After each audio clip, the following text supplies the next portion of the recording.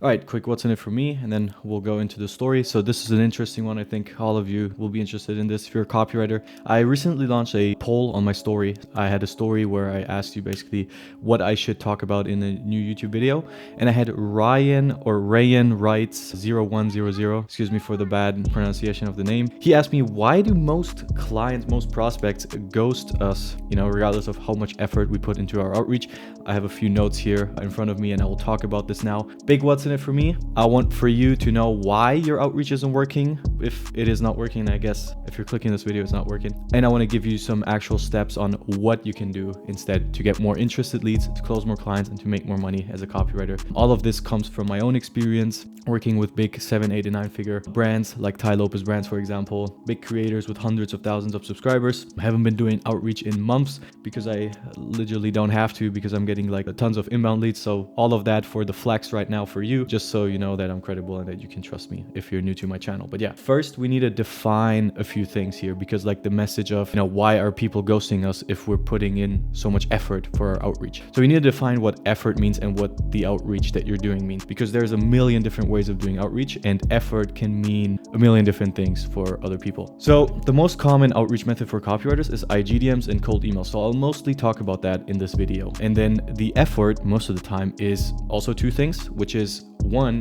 building a relationship with prospects. So that is something that can happen through IGDMs, for example, when a lot of copywriters, you'll see them post their shitty compliments and whatever, and oh, your dog is so cute, and oh, I read that book too, and it's so cool, and whatever, just to get the foot in the door, have people reply to them, and then they can sell them their services. The other one is providing free value upfront. A lot of times that happens through the cold email. So you're sending out a personalized cold email to someone, be like, hey, I took a look at your website or I took a look at your landing page. Here's a few things you could change, or have you ever thought about using this, and that? And I made a Loom video and blah, blah, blah. Basically trying to give them some value that they can then use in their business, to see you as someone who's like, hey, cool, this guy gives me value, let's work together. That's kind of the idea. Let me talk about the first thing, which is trying to build a relationship. This method, if you're using that, so if you're really doing the compliment, I call it the meat writing DM compliments, simply because it's like you're kind of writing their meat in the DMs, kind of be like, yo, I like this and that. You show a different personality type, or like a lot of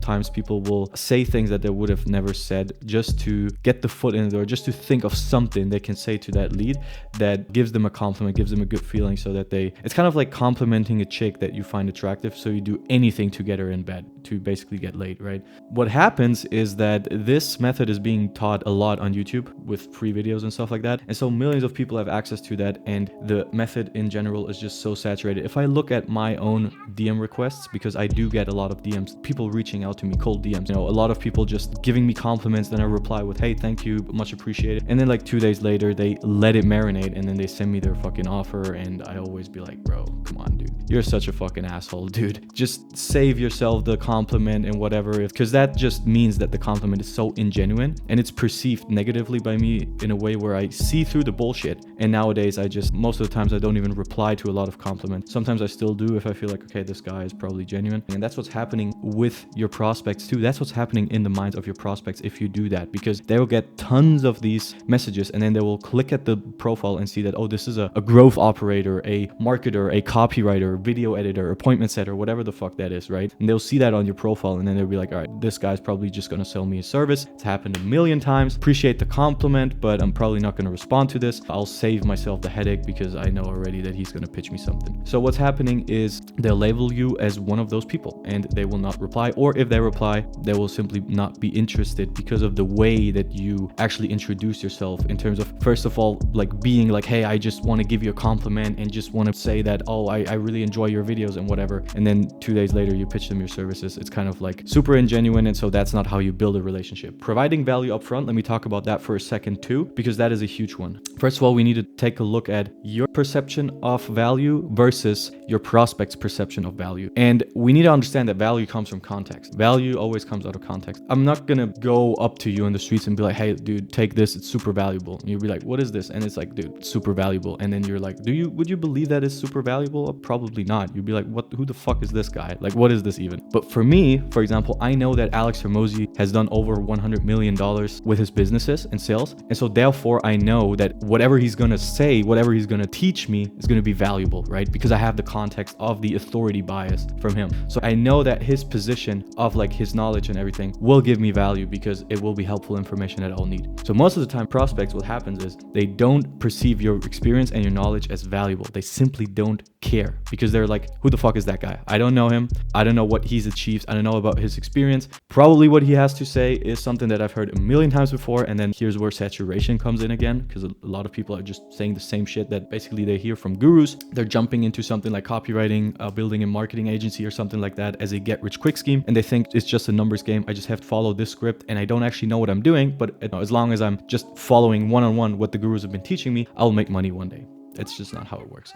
You literally have to be a super good expert on your topic, and you have to work yourself up in terms of clients perceiving you as valuable, right? So what is the solution? First of all, you need to look at the dynamics of their interaction. It's like you messaging them first, making you overall look like you need something from them. So you want to change it to them needing something from you. And how are you going to do that? You change the medium of where you're doing outreach. So instead of going, I need more clients, I'll text people and turn them into clients.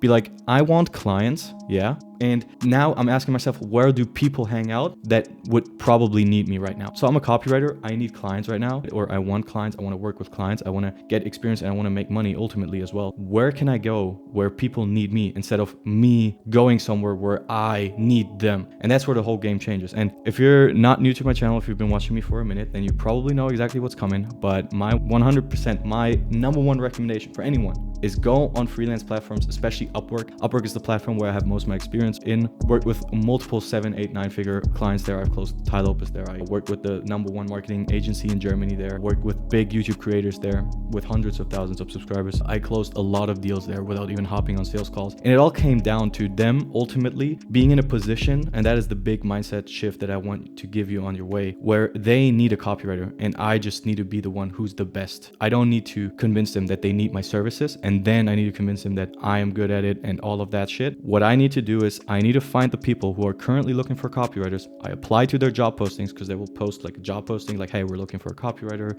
yada, yada, yada. I apply, give them the reasons why I'm the best one, and then they can decide. And if I do that a lot of times, at first it might be a little bit hard, but I'll get my first deal, I'll get my second deal. I got my first client on Upwork in like 2 or 3 weeks with my new account actively doing outreach. It was a 1K per month kind of deal for blog articles back then. It didn't take me long, and I didn't have any experience whatsoever. Like I've never worked with clients before. So that's really just my experience. And that's the stuff that I also teach all of my students, people in my programs. Basically go on Upwork, make a profile, create a really solid profile with a good profile description, have a solid profile picture, not you at the beach or some shit like that. Apply to a couple of jobs that are somewhat related to your skill, copywriting, email marketing, whatever that is. Get your first couple projects under your belt, offer a low rate at first, go higher with your rate. And when you build that personal brand on Upwork, that's what I talk about a lot of times as well. It's so much more valuable than building a brand on Instagram because it's actually an asset. Like it's legitimately people going on the platform looking for copywriters. So anyone who follows, who comes onto your profile and you already had some clients, you already have experience. Like for example, people coming to my profile now, they see that other clients have already spent over 30K on me